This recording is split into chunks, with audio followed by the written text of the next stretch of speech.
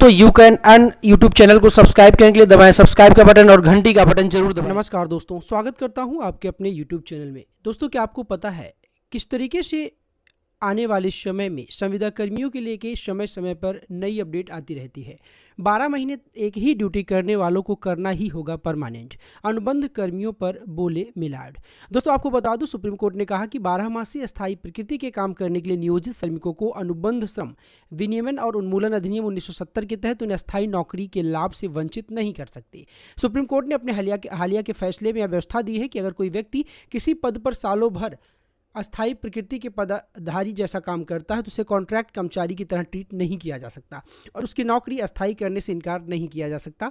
मंगलवार 12 मार्च को justice PS. Narasimha और जस्टिस संदीप मेहता की पीठ ने कहा कि अस्थायी या 12 मासीय प्रकृति का काम एक अनुबंध कर्मचारी द्वारा नहीं किया जा सकता और अगर ऐसा कोई करता है तो उसे अस्थायी किया जाना चाहिए। सुप्रीम कोर्ट ने कहा कि 12 मासीय अस्थायी प्रकृति के काम करने वाले नियोजित श्रमिकों को अनुबंध श्रम विनियमन और उन्मूलन अधिनियम 1970 के तहत उन्हें सिर्फ अस्थायी नौकरी के लाभ से वंचित करने के लिए अनुबंध श्रमिक नहीं माना जा सकता। यहाँ महानदी कोलफील्ड में काम करने वाले सफाई मजदूरों से जुड़ा हुआ मामला है। अगर मैं आपको बताऊं तो 12 महीने काम के लिए रखे श्रमिकों को संविदा कर्मचारी नहीं मान सकते, तो क्या वो अस्थायी कर्मचारी की श्रेणी में आते हैं? अदालत ने टिप्पणी की, इस वीडियो में हम लोग जान रहे हैं।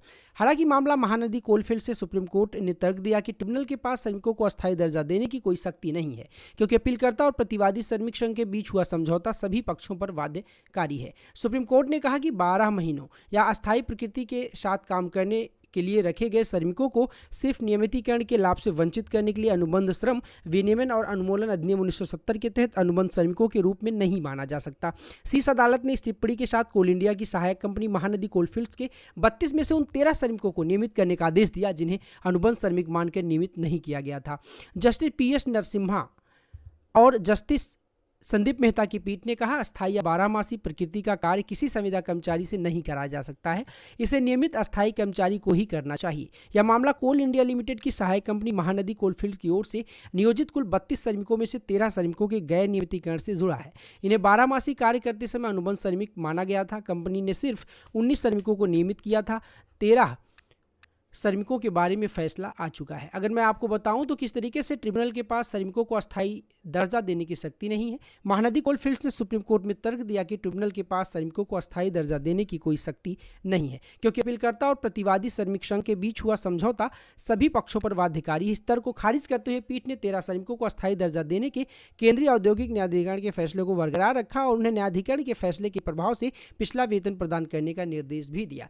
तो किस तरीके से इस वीडियो में मैंने आपको बताया कि सुप्रीम कोर्ट भी मान चुका है कि अगर 12 महीने एक ही ड्यूटी करने वाले ऐसे संविदा कर्मी हैं तो उनको परमानेंट किया जाना चाहिए। अनुबंध कर्मियों पर मिलाड ने ऐसी जानकारी दी है। निवेदन करता हूं, अगर जानकारी अच्छी लगी वीडियो को लाइक करेंगे, चैनल पर नए हैं तो जरूर सब्सक्राइब करेंगे ताकि भविष्य में ऐसी जानकारी आपको सबसे पहले और सबसे तेज मिलती रहे। वीडियो को अंत तक देखने के लिए बहुत बहुत शुक्रिया, धन्यवाद। जय हिंद, वंदे मातरम।